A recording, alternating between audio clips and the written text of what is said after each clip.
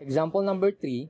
A class for mathematics consists of 32 industrial, 8 mechanical, 13 electrical, and 5 civil engineering students.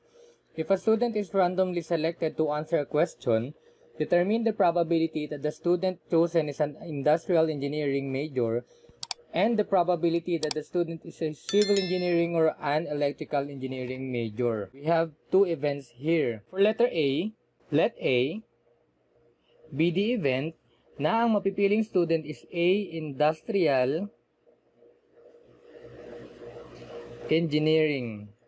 The total number in the class is 32 industrial engineering, 8 mechanical, 13 electrical, and 5 civil engineering students. We need to add all of them para malaman natin yung total number of sample space. We have 58. The probability of event A, we will use the concept of relative frequency or yung simple formula natin for probability na N over N. Yung N, inire-represent niya yung bilang ng event A natin. And itong capital N naman, inire-represent niya yung whole sample space natin. So, probability of event A is equal to, ang bilang ng industrial engineering from the population is 32.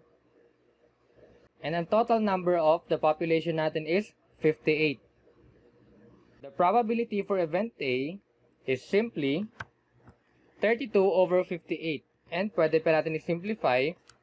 We have 16 over 29.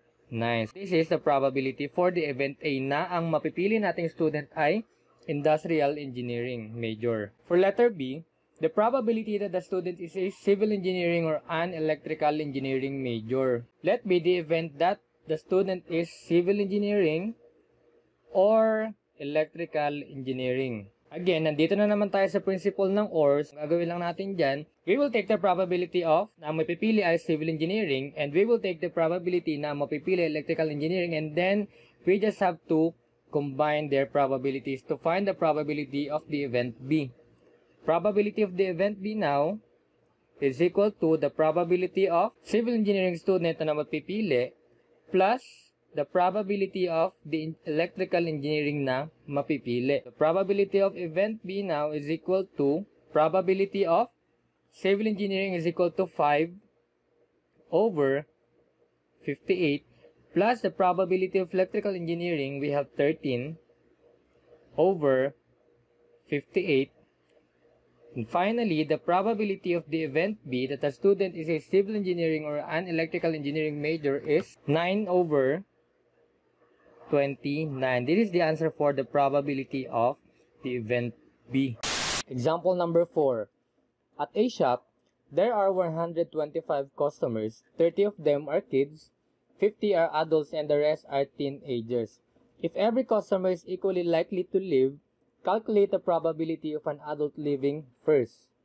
Second question, the probability of kid living second if either an adult or a teenager had left first. We have two requirements, two probabilities. For letter A, the probability of an adult living first, let A be the event that the adult will live first. We have a total number of customers na 125 and meron tayong bilang ng adults na 50. So this is the small letter N, the number of event.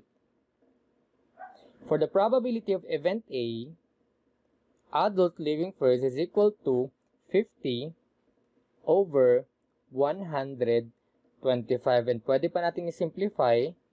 We will get 2 over 5. So this is the probability of an adult living first. That's letter A. For letter B naman, the probability of a kid living if either an adult or teenager had left first. So aalis lang daw yung bata. So aalis lang daw yung kid kapag meron nang naunang isang adult or a teenager.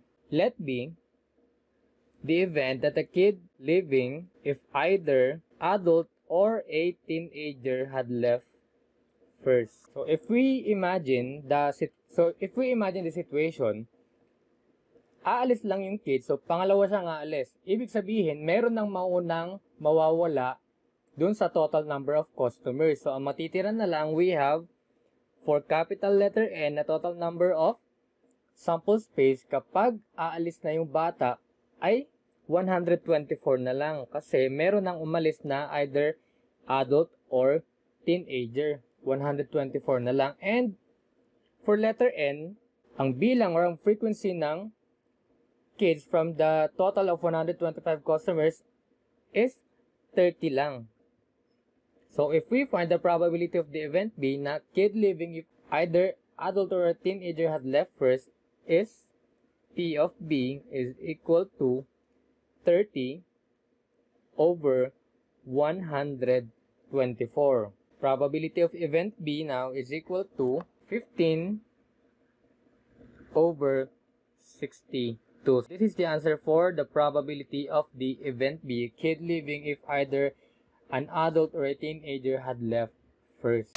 Example number 5. If 3 students are to be chosen from 10 to compete in a math quiz, how many ways can the selection be made? If 2 of the 10 students are female and 8 are male, what is the probability that exactly 1 female gets selected among the 3? So we have 2 questions here.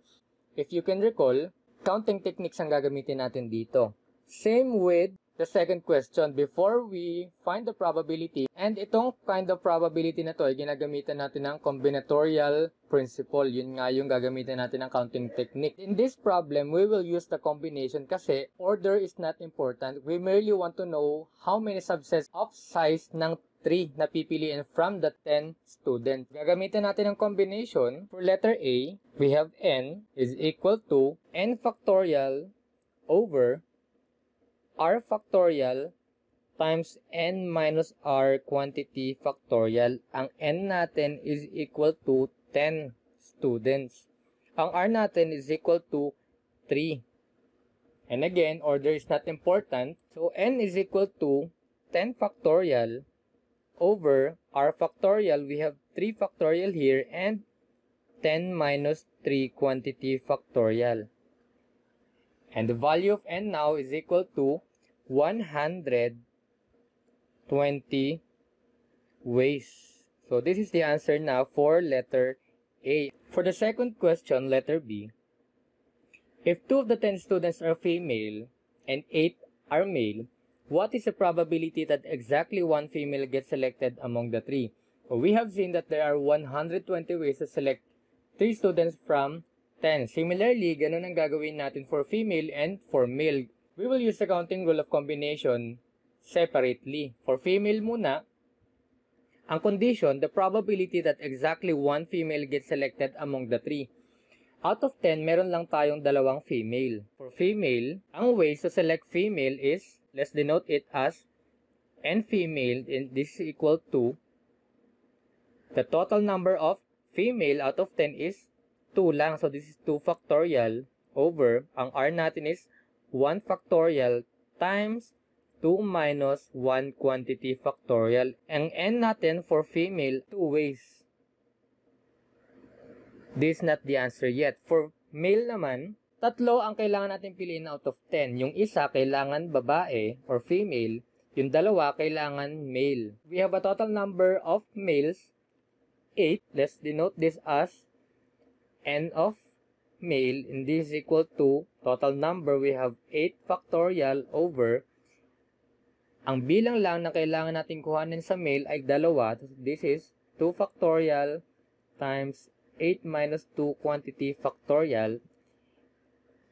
And ang ways na mapipili without an order ang male is 28 ways. To finally solve for the probability, kailangan alam muna natin ang event. And ang event is let B the event that exactly 1 female gets selected among the 3. If selections made are random, so that is, lahat ng subsets natin for 3 students are equally likely to be chosen. Ngayon, ang probability for selecting exactly 1 female is, i-multiply natin ito and ito over dito. We have the probability of event B 2 times 28 ways. Probability, ito na isang babae ang mapapili, and this is, of course, yung dalawa pa.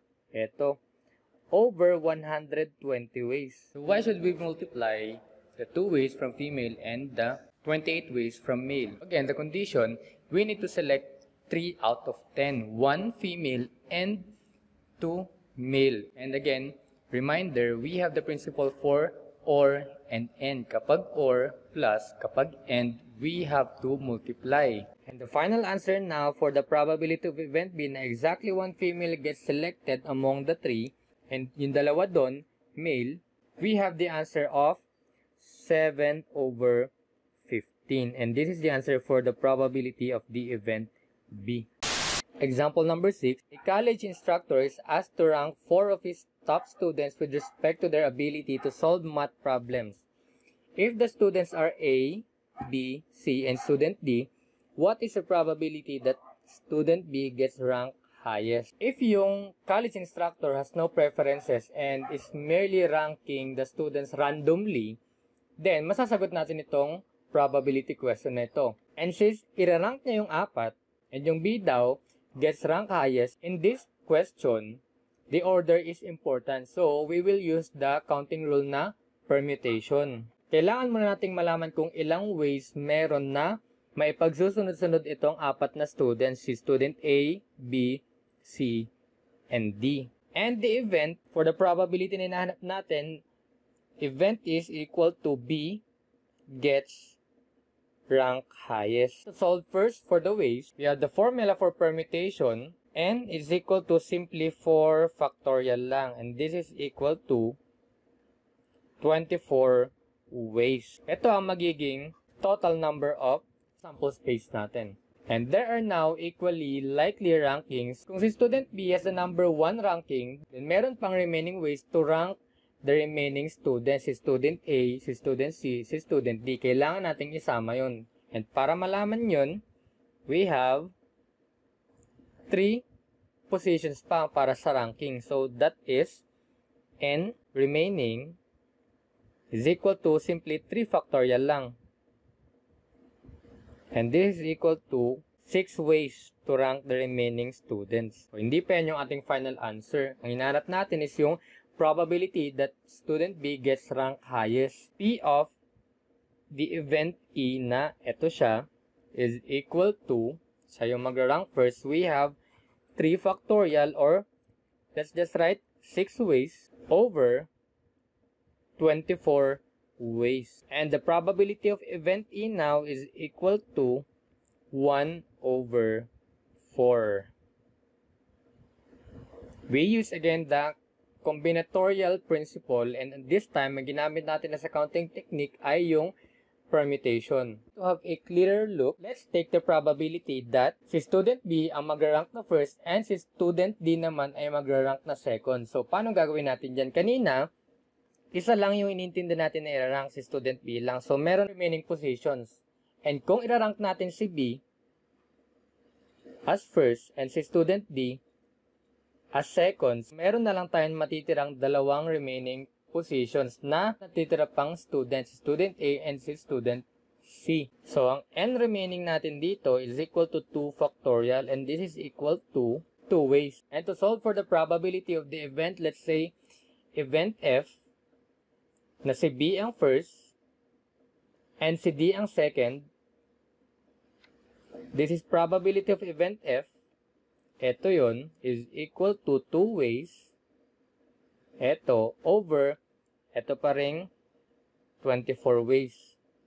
So, answer in this event ay probability of event F is equal to 1 over 12. Example number 7. A target consists of a square inscribed inside a circle. An arrow lands randomly inside the target. What is the probability that the landing point of the arrow at random inside the circle will be inside the square? This kind of probability of an event is a geometric probability. In this kind of problems, kailangan familiar tayo sa formulas of unang-una area, pwede ring volume. It depends sa problem. So, this is a geometric probability. So, we have an arrow And yung arrow na yon ay maglaland randomly inside sa target sa kahit saan daw doon. Let's draw. Ano daw yung probability na yung arrow ay maglaland at exactly inside ng square? Nasa loob nito. Pwedeng dito, pwedeng dyan, pwedeng dyan. So we will use the geometric formulas. To solve for the probability, ang magiging total value ng sample space natin, we have n, ay yung area of circle. And ang magiging event natin ay yung event na sa square siya tatama. So small letter n or yung frequency niya ay yung area, the value of the area of the square. Ang event natin ay the arrow lands inside the square. So probability of event T is equal to n over capital N. We don't have any given na values para dito sa ating circle and sa squares. I-derive pa natin. Let's find first the area of the circle. We will assume a variable and ang formula ng area natin for circle is pi r square and this is the radius r. Diyan na tayo magbe-base to derive the formula for the area of the square.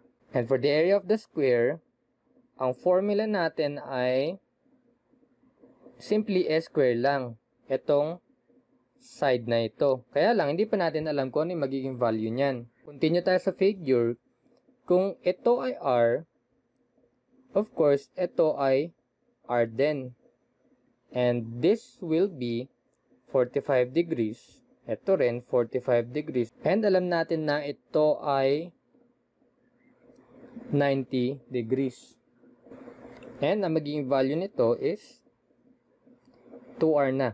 We can finally solve para sa magiging value ng side natin. Solving for the value of the side ng square natin, we will use the trigonometric function and pinakamainam na gagamitin natin na makukuha natin itong side na ito or any of the side and magagamit natin yung hypotenuse na 2r ay sine.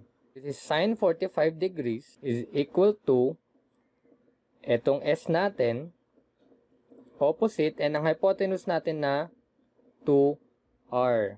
S is equal to 2r sine 45 degrees. And ang value ng sine 45 degrees ay square root of 2 over 2. So let's continue here. S is equal to, this is cancel. Cancel, ang matitira ay r square root of 2. Ito na yung magiging value ng side natin. Kaya lang, ang kailangan natin is yung area ng square. So, ilalagay lang natin dito sa dito. Let's continue solving the probability. The probability of event E na ang arrow ay maglalad inside the square. And yung square natin, again, nasa loob ng circle. Probability of event E is equal to, ang small n natin ay yung area ng square over area ng circle. Probability of event T, ang area ng square natin ay s square. S square over the area ng circle, pi r square. And continuing dito na, P of E is equal to, ang s square natin ay r square root of 2 quantity square over pi r square. So, continuing, this is probability of event E. Makakancel na ito para dito sa 2. 2 na lang yan. And r square na yan over pi r square. Makakancel ito. Ito, ang matitira for the probability of event E. Finally, we have the value na 2 over pi. Ito na yung magiging value ng probability of the event natin. Or kung kukuhanin natin yung decimal niya, we have the probability of event T, we have 0.6366. This is an example of a geometric probability. And that's all for today's video, guys, the probability of an event. Please like and share, subscribe for more. Thank you for watching and see you on the next video.